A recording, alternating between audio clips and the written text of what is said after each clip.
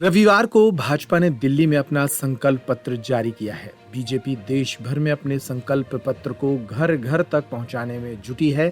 इसी कड़ी में भोपाल में भी मुख्यमंत्री मोहन यादव और बीजेपी के प्रदेश अध्यक्ष बीडी शर्मा ने संयुक्त प्रेस कॉन्फ्रेंस करते हुए इस संकल्प पत्र की प्रमुख बातों का जिक्र किया।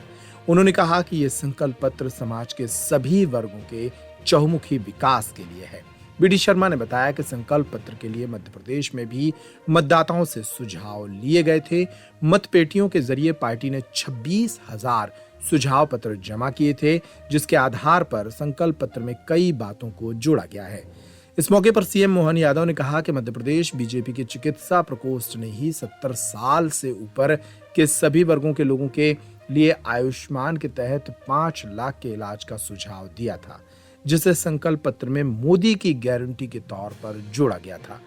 सीएम ने कहा कि सैटेलाइट टाउन, मेडिकल टूरिज्म, मछली पालन जैसे कई सेक्टर पर ध्यान दिया गया है। सीएम ने कहा कि पहले एक वो दौर था जब गणेश जी की मूर्तियां भी चाइना बनाता था, लेकिन मोदी सरकार के 10 साल के कार्यकाल में क्षेत्र में तरक्की हुई है और अब स्वदेशी निर्माण बढ़ा है। सुनिए संकल्प पत्र की घोषणा के बाद भोपाल में हुई डॉक्टर मोहन यादव और बीडी शर्मा की प्रेस कॉन्फ्रेंस के दौरान इन नेताओं ने क्या कहा। रोजगार और घर की आय बढ़ाना किसानों की एक बड़ी संभावना है। फिर हमारे बड़े बड़े तालाब बने हैं, बड़े तालाबों में जल रचनाएं बड़ी हुई, तो ऐसे में मछली पालन की बड़ी अच्छी संभावना है।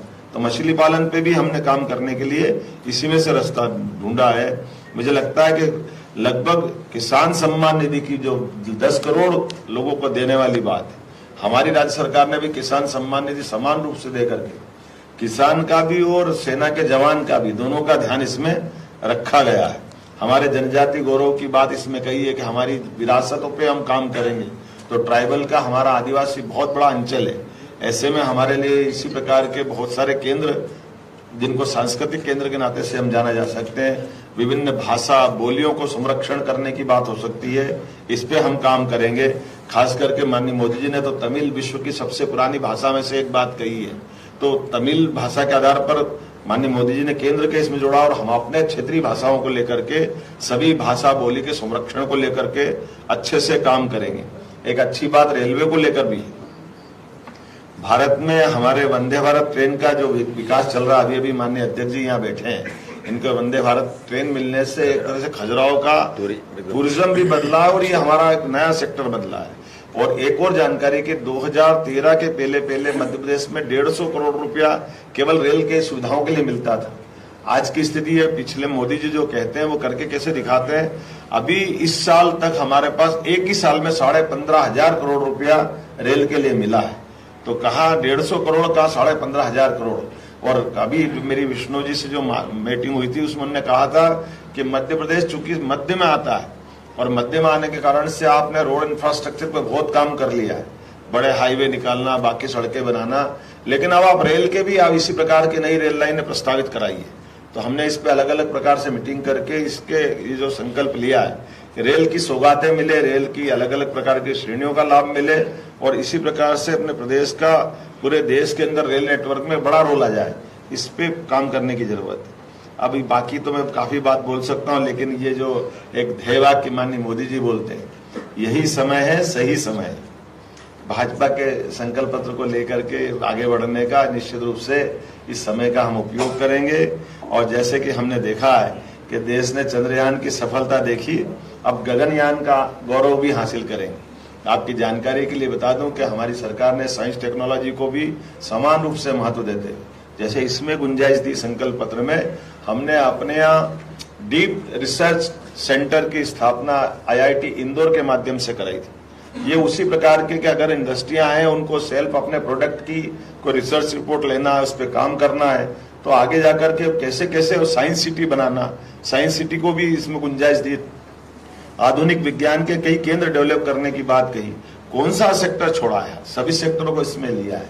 तो प्राचीन ज्ञान का भी महत्व है, आधुनिक विज्ञान का भी महत्व है। अभी तक तो गरीबी रेखा वालों को इसमें आयुष्मान का कार्ड मिलता है, अब गरीबी रेखा भी है, मध्यम भी है और मध्यम से ऊपर वाले भी, जो एक तरह से हम मान के चलते भले ही वो किसी भी श्रेणी के हो, उनको भी इस दायरे में लाने का संकल्प लिया। ये एक तरह से अविश्वसनीय जैसा है कि हम कौन सा सेक्टर छोड़ रहे हैं। सभी के लिए अगर ये संकल्प ले रहे हैं तो ये वाकई सबसे बड़ा हमारा एक निर्णय मुझे लगता है कि ये किया गया है।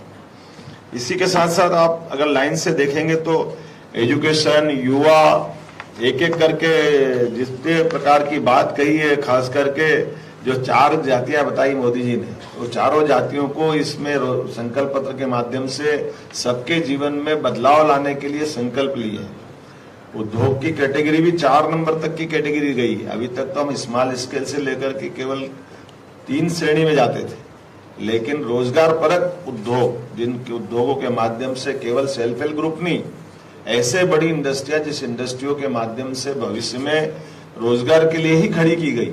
आमतौर पर मशीनीकरण के युग में मशीनों के आधार पर प्रोडक्शन निकालना और प्रोडक्शन के आधार पर कमा के ले जाना।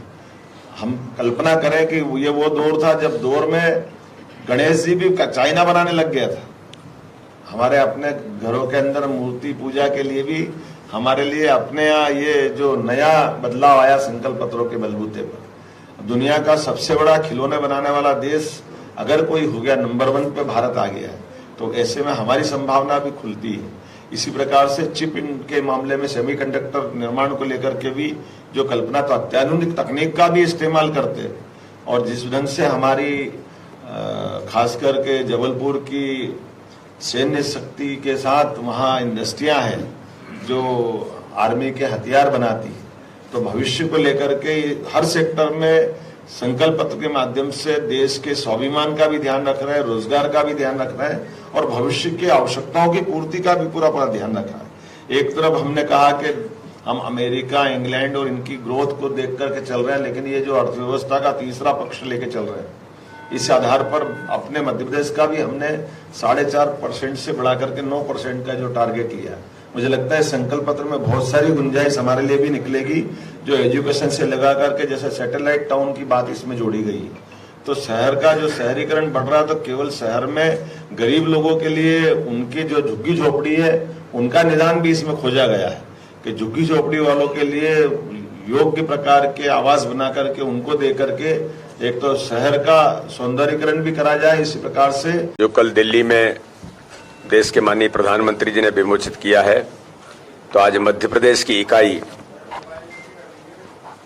लोकसभा के आम चुनाव की दृष्टि से भारतीय जनता पार्टी ने जो संकल्प पत्र जारी किया है उसका विमोचन का अवसर है। इस अवसर पर मैं सभी पत्रकार मित्रों का बहुत स्वागत करता हूं। आपको नवदुर्गे के पावन पर्व की भी बहुत शुभकामनाएं। ये जो संकल्प पत्र है, संकल्प पत्र लोकसभा चुनाव के लिए कल भारतीय जनता पार्टी ने 14 अप्रैल को विकसित भारत के लिए अपना संकल्प पत्र लॉन्च किया है। यह कार्यक्रम माननीय प्रधानमंत्री नरेंद्र मोदी जी के नेतृत्व में भारतीय जनता पार्टी के सम्मानीय राष्ट्रीय अध्यक्ष जेपी नड्डा जी, देश के रक्षा मंत्री माननीय राजनाथ सिंह जी और देश के गृह मंत्री माननीय अमित शाह जी की उपस्थिति में भारतीय जनता पार्टी के नेतृत्व ने इस संकल्प पत्र को दिल्ली के अंदर कल जारी किया है।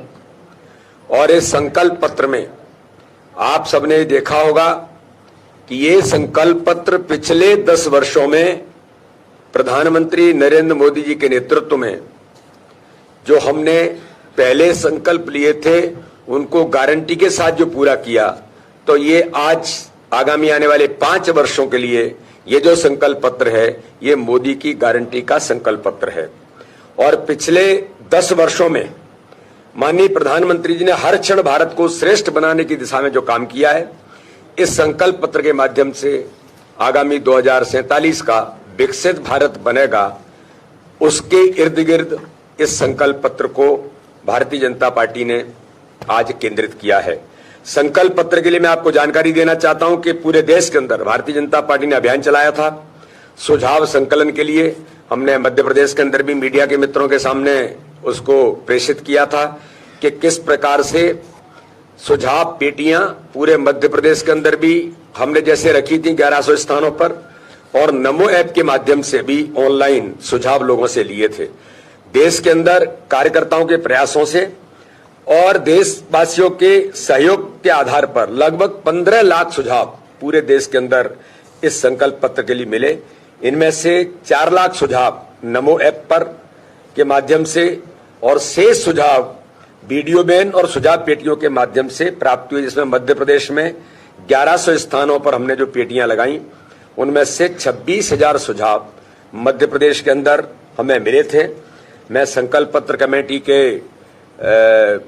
जो मध्य प्रदेश की बनी थी उसमें हमारे माननीय मुख्यमंत्री जी, हमारा सौभाग्य है कि हमारे माननीय मुख्यमंत्री डॉक्टर मोहन यादव जी, हमारे पूर्व मुख्यमंत्री माननीय शिवराज सिंह चौहान उसके सम्मानीय सदस्य थे और दोनों के प्रयासों से मध्य प्रदेश के महत्वपूर्ण सुझाव भी आज इस संकल्प पत्र के अंदर समाहित उनको किया गया है।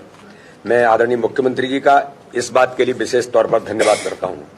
इसी प्रकार से मोदी जी की गारंटी और अपनी निष्ठा व्यक्त करते हुए इस संकल्प पत्र के अंदर जो विकसित भारत के निर्माण के संकल्प की सिद्धि में संलग्न है और आज इस दिशा में माननीय प्रधानमंत्री नरेंद्र मोदी जी ने कल ये कहा कि मेरी देश के अंदर 4 जातियां हैं, उसमें उन्होंने कहा गरीब, युवा, अन्नदाता और नारी।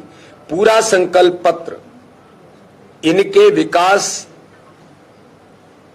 के प्रति संकल्पित होकर के माननीय प्रधानमंत्री जी ने, भारतीय जनता पार्टी के नेतृत्व ने इसको आगे बढ़ाने का प्रयास किया है। ये संकल्प पत्र आगामी समय में 5 वर्ष के लिए सेवा, सुशासन और गरीब कल्याण के आधार पर ही ये संकल्प पत्र केंद्रित होगा।